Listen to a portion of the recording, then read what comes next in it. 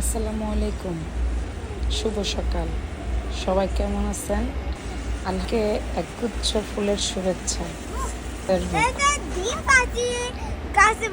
আমরা মানুষ কেন জানি ফুলের মতো সুন্দর না, সুন্দর কিন্তু তার মনটা সুন্দর না। আমরা একে অন্যের উন্নতি দেখতে পারি না, একে অন্যের সুখ সহ্য করতে পারি না, ভালো থাকা সহ্য করতে পারি না। আমরা যদি একে অপরকে ভালোবাসতাম তাহলে আমাদের উন্নতি কেউ আটকাতে পারতো না। আসলে আমরা কারো আমাদের ভালো লাগে না।